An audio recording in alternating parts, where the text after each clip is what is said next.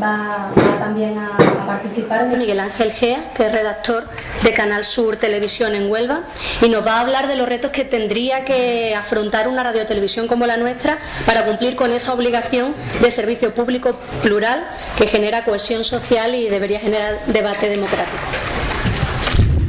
Sí, yo dos cosas previas que vienen de las mesas anteriores. La primera, me ha llamado la atención por parte del secretario general de Comisiones Obreras de Andalucía que se siga moviendo en un paradigma que es el paradigma que ha demostrado su fracaso en cuanto a la radio y la televisión como servicios públicos, que es el paradigma que ha sido dominante en España, no en Europa, desde los años 50, desde el inicio de la televisión pública, y es el paradigma de financiación mixta pública-privada, lo privado a través de la publicidad.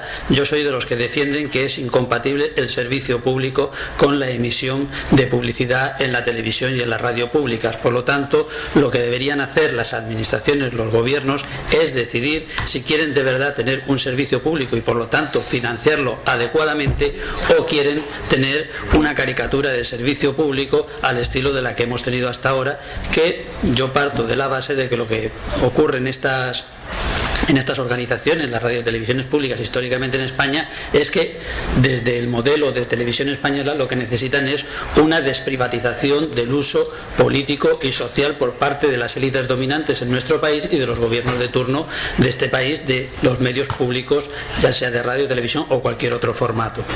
Es decir, salirnos del paradigma. Esto por un lado, y por otro lado salirnos del paradigma además a la ofensiva, no a la defensiva. A mí no me gusta la radiotelevisión pública, es tuya, sálvala. Yo creo que nosotros debemos utilizar otro tipo de discurso, a la ofensiva.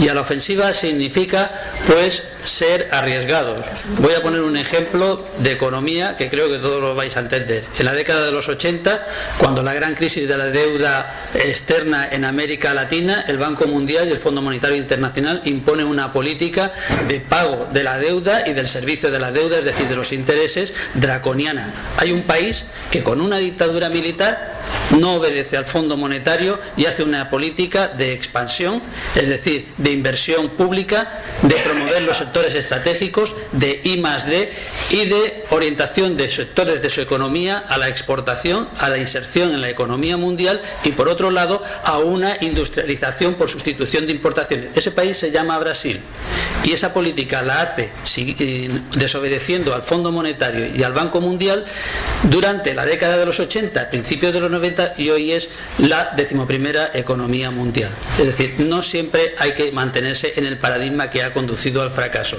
Y esto lo hizo Brasil con unos gobiernos que en ese momento eran militares o civiles, pero en cualquier caso ninguno era de izquierdas. Aquí, por lo menos, tenemos un gobierno de izquierdas de creo que deberíamos aprender. El concepto de televisión pública o radiotelevisión pública que tenemos actual es, en su justificación como servicio público en Europa, el concepto que sale de la Segunda Guerra Mundial, es decir, tener grandes aparatos o grandes organizaciones de radio y televisión para, en una situación de gran ruptura como la que hubo, pues ir generando conciencia nacional, conciencia hacia el desarrollo y, por lo tanto, aplicación de una democratización de la información, porque de lo que se intentaba o lo que interesaba era que los ciudadanos europeos tuviesen el mayor conocimiento de su realidad para ser ciudadanos informados a la hora de votar. Esto esquemáticamente. Eso es lo que justifica la existencia de la radio y la televisión pública. Ciudadanos informados capaces de tomar decisiones, ya sean políticas o de otra índole. Bien, en función de eso, ¿cuál debería ser la prioridad del servicio público? Bueno, pues generar espacios de consenso, espacios de confrontación de ideas y espacios que generen corrientes, digamos, favorables al desarrollo. Esto es en lo que fallamos fundamentalmente en las radiotelevisiones públicas por la cuestión que he planteado antes, la privatización de su uso a favor de las élites dominantes. ¿Qué ocurre cuando no se generan esos espacios de consenso, o esos espacios de consenso son espacios totalmente desequilibrados como hemos tenido hasta ahora? Que cuando el discurso dominante es el de los poderosos, el consenso que se genera va bajo las categorías de pensamiento de los poderosos. Es decir, es normal que, por ejemplo, no sea noticia que en un municipio se eliminen, por ejemplo, los plenos de los ayuntamientos, por ejemplos prácticos, los plenos de los ayuntamientos, para que participe la gente, no se hagan por la tarde, se hagan por la mañana, y sin embargo nosotros eso no lo cuestionamos como informadores, sino que lo damos como normal. ¿Por qué? Porque aplicamos la lógica dominante, la lógica del que quiere que no haya participación. Es decir, los medios son un espacio más de participación y por tanto de contraste y confrontación ideológica, con independencia de los intereses que cada uno pueda defender. Y esto es una cosa que creo que nosotros pues no cumplimos. Desde el punto de vista sindical, yo creo que la reclamación histórica del sindicalismo de clase, no hablo de otros tipos de sindicalismo, de disputarle al capital el control sobre la organización de la producción, en nuestro caso tiene entonces, después de haber hecho esta introducción, un correlato claro. Es decir, nuestra función como sindicato, como organización de trabajadores, tiene que ser disputarle a la empresa el control sobre la información, porque si le disputamos el control de la información, tenemos la capacidad de generar democratización de esa información. ¿Eso qué requiere? Plantillas, por un lado, adecuadas en cuanto a número y preparación de los trabajadores, por otro lado sistemas transparentes de organización del trabajo, y por otro lado también sistemas transparentes y objetivables de acceso a los puestos de responsabilidad y a los lugares de toma de decisiones. Esto es otra cosa que nosotros no cumplimos. No me voy a extender en lo que se ha comentado antes aquí por parte de Antonio sobre cómo se accede a determinados puestos de responsabilidad en esta empresa. El cambio de paradigma, evidentemente, pues no se puede producir en el vacío. Si nosotros queremos tener una empresa o unos medios de comunicación públicos que realmente cumplan un servicio público, necesitamos establecer alianzas con nuestro exterior, es decir, con los ayuntamientos, con la sociedad civil organizada, con los sindicatos, con aquellos que necesariamente necesitan de estos medios, porque si no, no van a tener otra alternativa.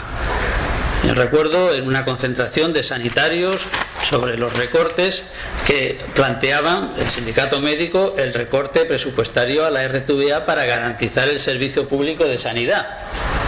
Bien, el día que no haya RTVA, si no existe RTVA o no haya televisión, ¿quién va a ir a cubrir la manifestación de los sanitarios públicos a los que se les recorta el salario, se les degradan las condiciones laborales y se les privatizan servicios? Esta es la pregunta. Entonces, ahí es donde tenemos un trabajo importante que hacer, y además somos los trabajadores de esta casa los principales interesados en establecer esas alianzas, porque en definitiva lo que estamos haciendo es defender nuestro puesto de trabajo. Nuestro puesto de trabajo es indefendible en estas condiciones si no va acompañado de una profunda democratización de la toma de decisiones y, por supuesto, de la información y de los contenidos que difundimos. En ese sentido, pues yo considero que debería haber por lo menos 4 grandes retos. Uno sería la defensa y la promoción del pluralismo en 2 vertientes, como se ha dicho aquí, la radio y la televisión públicas como un espacio de difusión y de contraste de ideas en que refleje el pluralismo no solo político, sino social, cultural, religioso, de género, etcétera, etcétera, etcétera, pero también otro tipo de pluralismo, digamos, más funcional, que se refiere no solo a la geografía, sino también al tipo de medios que utilizamos. Es decir, estamos en un entorno donde cada vez las audiencias están más segmentadas, donde los consumos cada vez se van diferenciando más a través de los soportes, por lo tanto debemos atender también a ese tipo de pluralismo en cuanto a los soportes.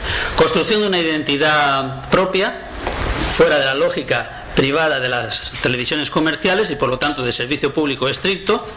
Hablarle a la gente de aquello que realmente le interesa y que tiene que ver con su vida. Debo recordar que Canal Nou obtiene sus mejores resultados de audiencia en los últimos años precisamente cuando los trabajadores se hacen cargo de la producción de contenidos y hablan de aquello que a la gente le interesa que hable, no de aquello que le interesaba al gobierno antes que se hablase. Independencia, es decir, que esos sistemas que se han comentado antes, esos espacios de control democrático realmente funcionen. No se trata de tener muchos sistemas de control democrático, se trata de que los que hay funcionen de verdad y no sean una simple reunión formal para resolver trámites, ¿no?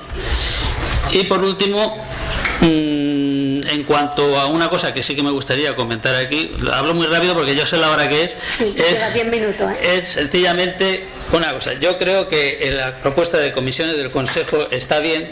Sencillamente creo que habría que ver una cosa, y es, si entendemos que la política no es solo la actividad de los políticos, sino una cosa mucho más amplia, creo que la reducción del Consejo debería también ir porque entre ahí la sociedad civil, es decir, entren los propietarios, que haya pluralismo político pero también pluralismo social del que hemos hablado, y hay experiencias de ese tipo. Entonces no renunciemos a tener un Consejo. Yo sé que hay gente por ahí que plantea la cosa de fuera del Consejo, con lo cual se pierde un espacio de control democrático. No, tengamos un Consejo, tengamos control democrático, pero tengámoslo de otra manera, con eficiencia y evidentemente con un coste que no es el actual, que es en algunos casos obsceno.